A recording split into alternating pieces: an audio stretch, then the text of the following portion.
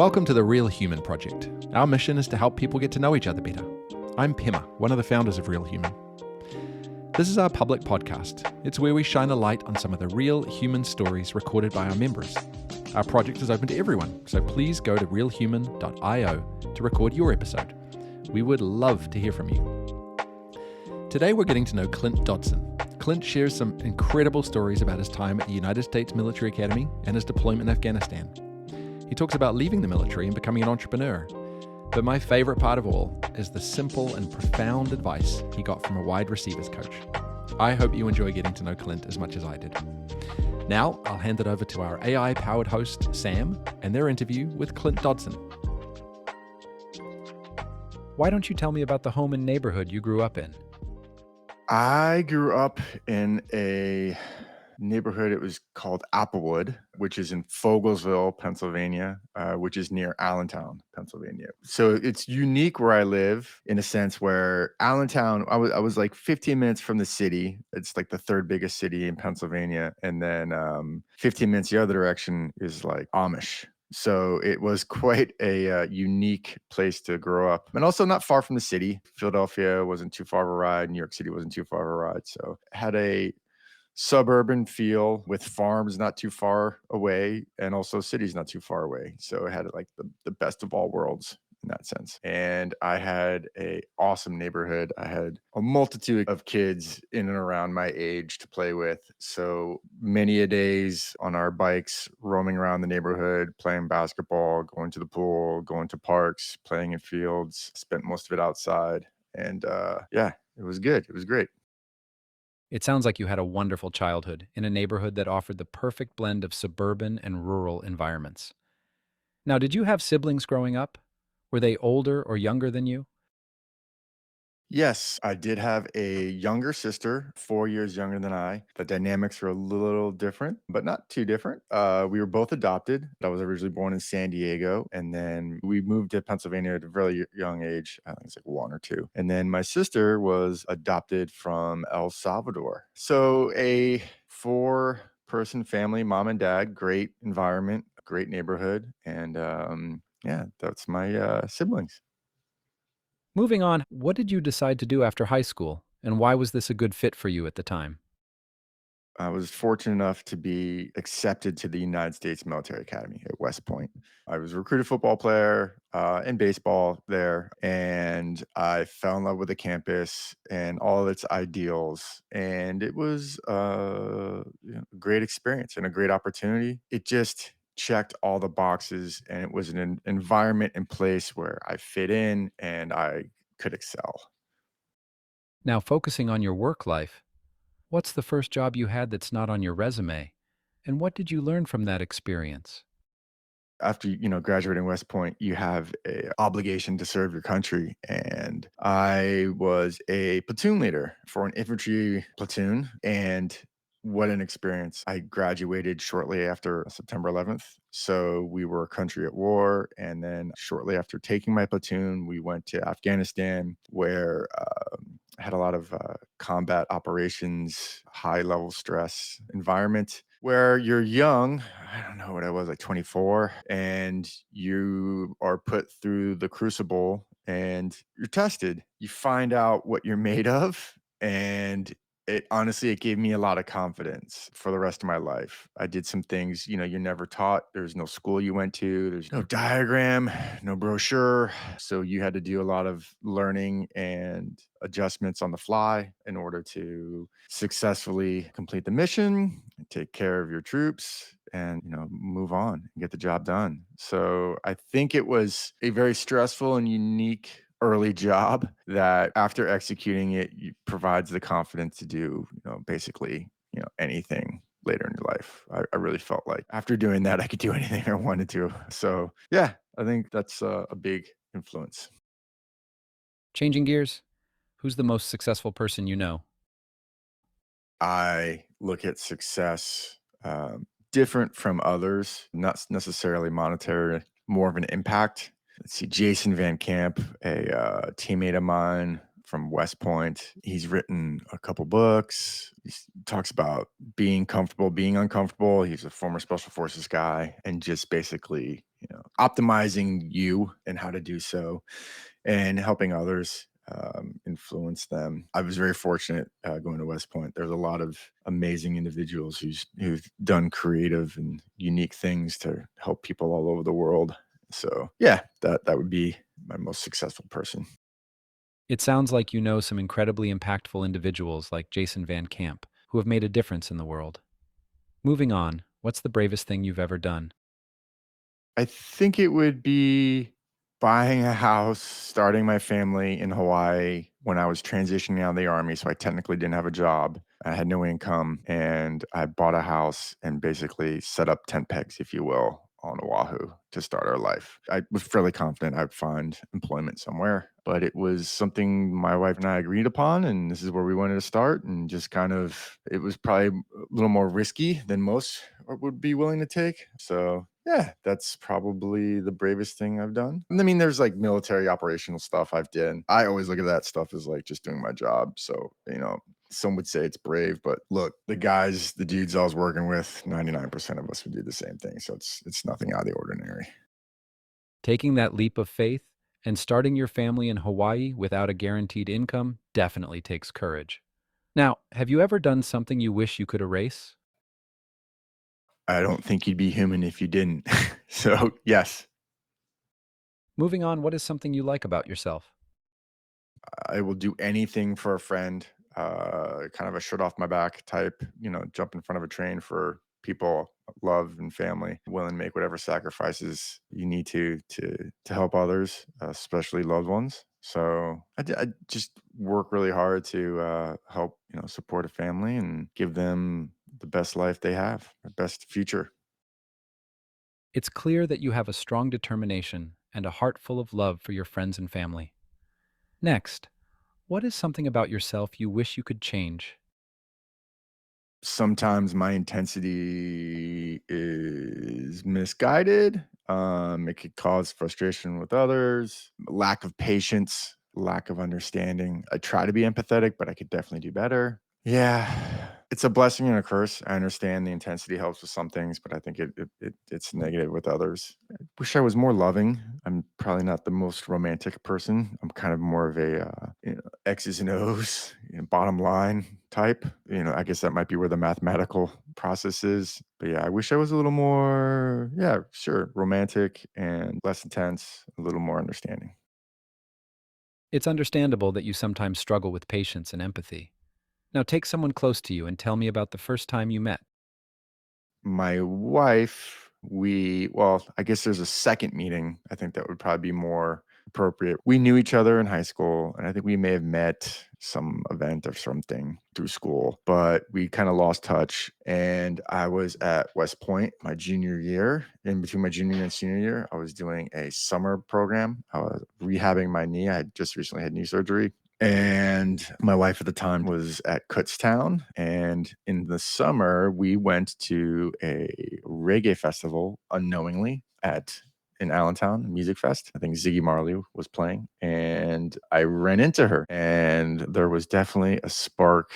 And you just kind of knew, wow, like thank God I ran into this girl at this moment in my life. And I would like to hope that the same could be said on her end, meeting me at that point in time. It was very just serendipitous. And yeah, I've had the best life ever since it because of it, marrying her and having this amazing family. And yeah, there you go. Switching gears, on your very best day at work, the day you come home and think you have the best job in the world, what did you do that day? So I work in finance, help run a fund. We're constantly looking how to protect clients' assets. That's like the principle, first and foremost, the most important thing. So if there is a down market, let's say the market's down 1.5%, and we're down 23 bips or 0.23%, that's a good day for me. For some reason, that means a lot to me that we've lost less money than the market and we've protected clients' assets. And I also enjoy the interaction with clients when clients need something, have questions, personal questions, whatever it is, and we're able to be there for them. This is awesome. Helping people out, I love it. Now, what's the best piece of advice you've ever been given, and who gave you that advice? I was at a University of Virginia football camp, one of the schools I was thinking about going to play for. And the wide receivers coach had this question. It was like, hey, does anyone know the most important play in the football game? And everyone was like, the game winning touchdown, or, something holding the ball in the last minutes, or, kneeling the football, or, the first play of the first half. And I kind of knew the answer. And I was like, the next play. And he's like, yes. How did like most people don't answer that. And that struck me is because that's kind of like life. Like the next play is the most important play. What you do now is what counts. You may have screwed up in the past and you might have these grand ideas for the future, but what you do now is the most prominent effect. So the most important play is the next play. That's incredible advice, Clint. The idea that the next play is the most important play applies not only to football, but also to life. Now let's talk about how you cope with stress.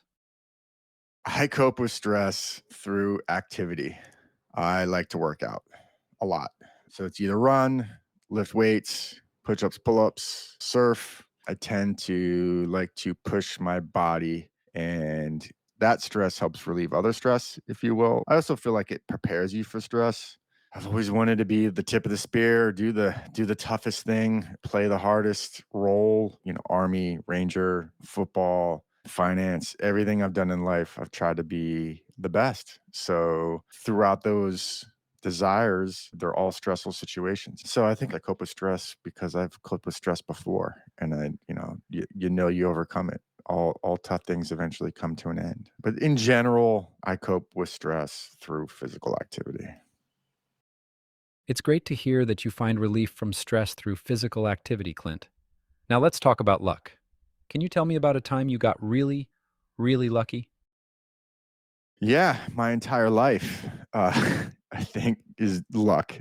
So here's a good luck story. So we were in Afghanistan, and we had intel on a bad guy, and we were doing some stuff to gather more intelligence and just scope out this region. And one of the guys that was there was like, hey, you can stay in my fort, and it was like an old British fort at the top of the hill. So it's like strategically, it was a really well placed area. So I was asking my Terps, is this guy good? He's all right. He's like, sir, I mean, he's giving you his land. That might be worth it, So, all right. So we checked it out, and we had a bunch of vehicles, some up armors, and we call them jingle trucks. They're these trucks about the size of a flatbed, and they're decked out. They're like bedazzled. So they jingle. They have like chains and gems and stuff on them. So they're jingle trucks. And we would have a bunch of stuff in these jingle trucks that we would hand out. We call them cert packages. Where they're like, stoves, soccer balls, stuff that the people needed, water purifiers, etc. Anything that would help the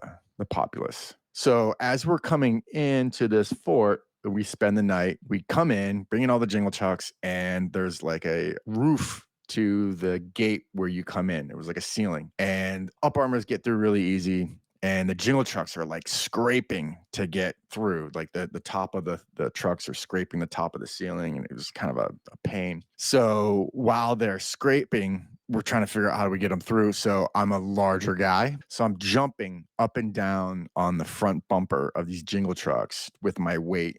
And they're trying to slowly like gas it as they go through so it doesn't scrape as much. I do this for like 2 or 3 trucks. They get through and we're in. We spend the night, pull security, and then we're about to wake up in the morning, go out and, start running some ops. And the jingle truck owners start digging where the tracks would be for the tires. So just, lower it so they could get through easier. Well, as they're digging, all of a sudden they're like, sir, like, oh, what's going on? What's up? Mine. So like maybe a foot before or after where I was jumping up and down on these jingle trucks was an anti-tank pressure mine, which would have blown me into smithereens. And I didn't. So I guess that's good luck. Wow, Clint, that's definitely a moment of incredible luck. Now tell me the last time you called someone for advice. Who did you call and what advice were you seeking? I call my dad weekly, probably, or at least every other week, just general advice. We were making a New York trip, and I called him and I asked him, like, how's operationally, should we get a rental car? Should we take the train? Where should we go? How should we do this? So just had some logistical questions for him on the best suited way for our family trip. And he had as always, great advice. And I have a lot of people I look up to. I'd like to talk to a lot of people, different viewpoints and perspectives, and collectively get their advice on different things. Try to stay subject matter experts too. If I have questions about health, talk to doctors, etc. So stuff like that. It's always good to have someone like your dad to turn to for advice. Now, Clint, what's one critical piece of feedback you've received that was really difficult to hear? Why was it difficult for you to hear, and what did you learn about yourself? I think anytime my wife, uh, and she's, you could be more romantic. It's hard to hear. Like you want to be the best husband for them. That's probably it.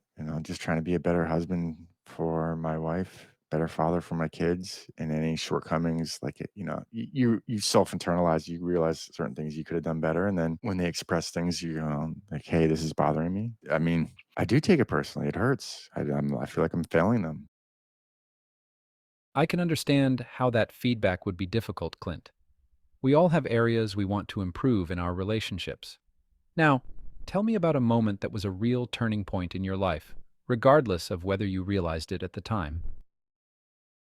One I mentioned earlier about being in the military and being in combat operations and executing things at a high level without much training or support. You kind of learn some independence. I think getting into West Point set the path. I probably could have played at some better football schools and maybe could have gone to like an Ivy League. But in general, I think that really prepared me for life at so many levels, personally and professionally, and very grateful for that. And then when I felt financially comfortable enough, we're like, oh, we're not living month to month, paycheck to paycheck. That's kind of a huge burden relief. So getting to that point as well is kind of a big changing point.